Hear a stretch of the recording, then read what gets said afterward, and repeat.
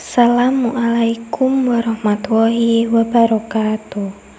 Salam jumpa lagi dengan channel Omah Zikir. Kali ini akan kami ungkapkan tentang sebuah opini. Kenapa saya memilih Islam?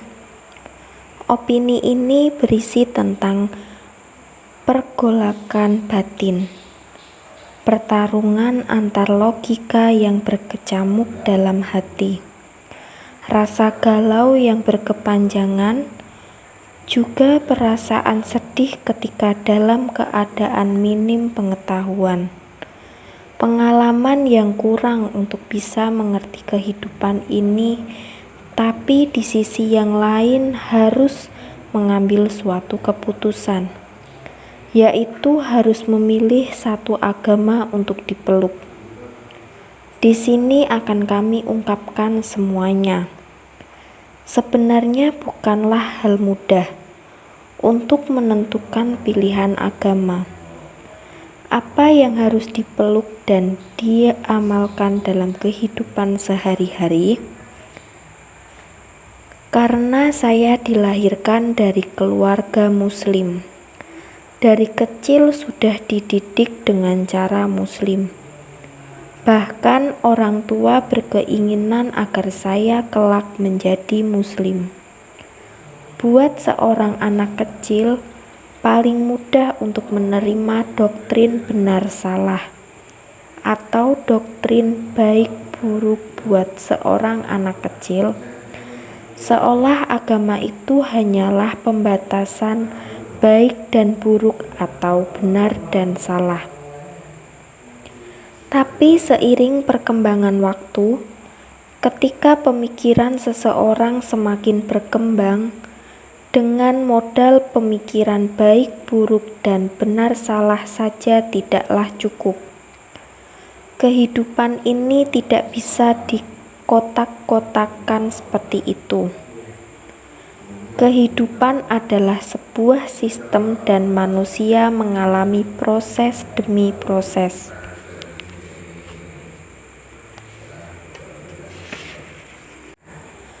Mulanya aku berpikir tentang Tuhan. Siapakah Tuhan itu? Kenapa Tuhan begitu berkuasa atas manusia? Kenapa juga Tuhan harus menciptakan manusia? Untuk apa Tuhan menciptakan manusia? Ketika manusia ingin mengenal Tuhan, ia harus belajar agama. Karena hanya agama yang mengkonsepkan tentang Tuhan. Tapi agama yang mana yang harus dipelajari dan diamalkan dalam kehidupan sehari-hari?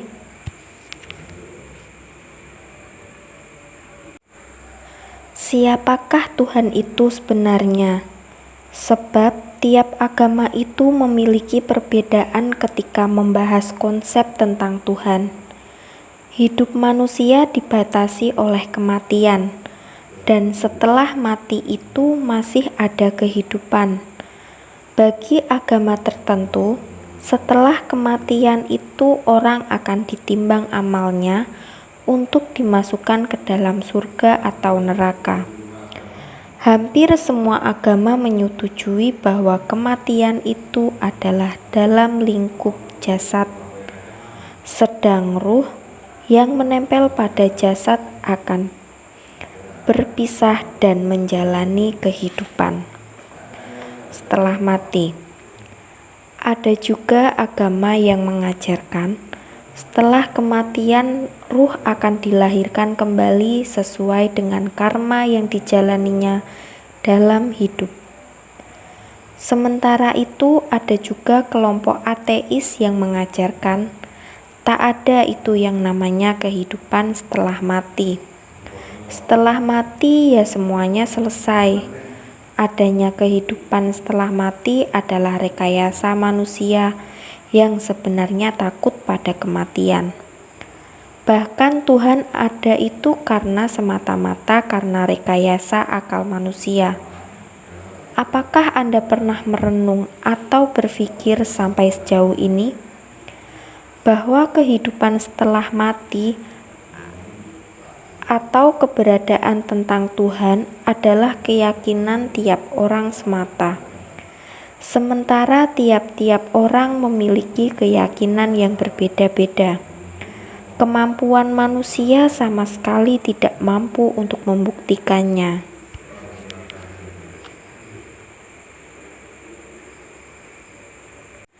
Maka dari itulah kita harus bisa menghargai keyakinan tiap orang. Sekalipun keyakinan itu berbeda dengan keyakinan kita. Toh masing-masing dari kita tak bisa membuktikan bahwa keyakinan kita adalah yang paling benar. Saya akan memilih agama yang mengajarkan tentang cinta kasih.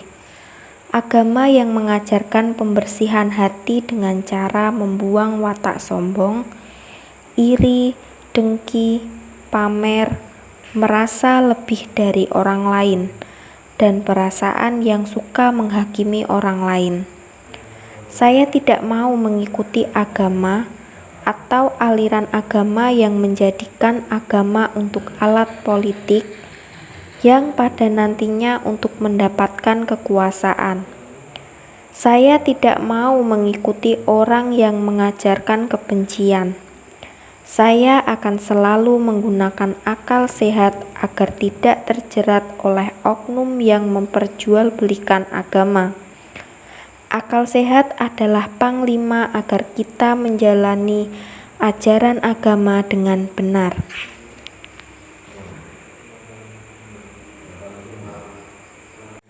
Kenapa saya memilih Islam? Karena dengan Islam saya berusaha untuk mengenal Tuhan. Meskipun saya tidak mungkin untuk bisa melihat Allah, tapi saya bisa mengenali sifat-sifat Allah, bisa merasakan kebesaran Allah dengan cara merasakan sifat-sifat Allah. Saya juga yakin bahwa Nabi Muhammad adalah utusan Allah.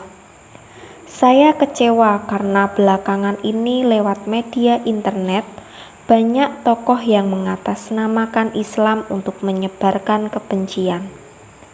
Islam dipolitisasi untuk mendapatkan kekuasaan dan kekayaan. Bahkan tokoh radikalis ini mengkafirkan orang Islam yang berbeda paham dengannya. Tapi saya tidak peduli, karena bagi saya, mengikuti ajaran Rasulullah tidak berarti harus mengikuti ajaran tokoh radikal itu. Toh saya memiliki guru mursyid yang selalu mengajarkan agar selalu berbudi luhur.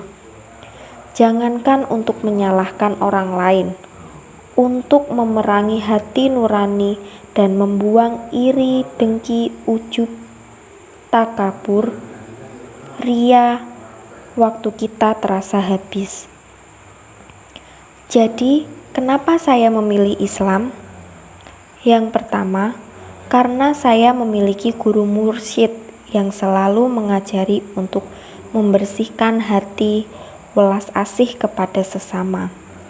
Guru mursyid itu memiliki guru-guru yang tersambung langsung pada Nabi Muhammad. Yang kedua, saya yakin setelah zaman kenabian diteruskan oleh zaman kewalian.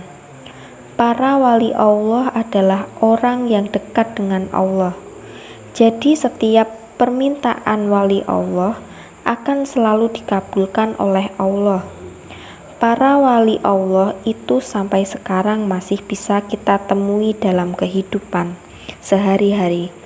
Demikian, wassalamualaikum warahmatullahi wabarakatuh.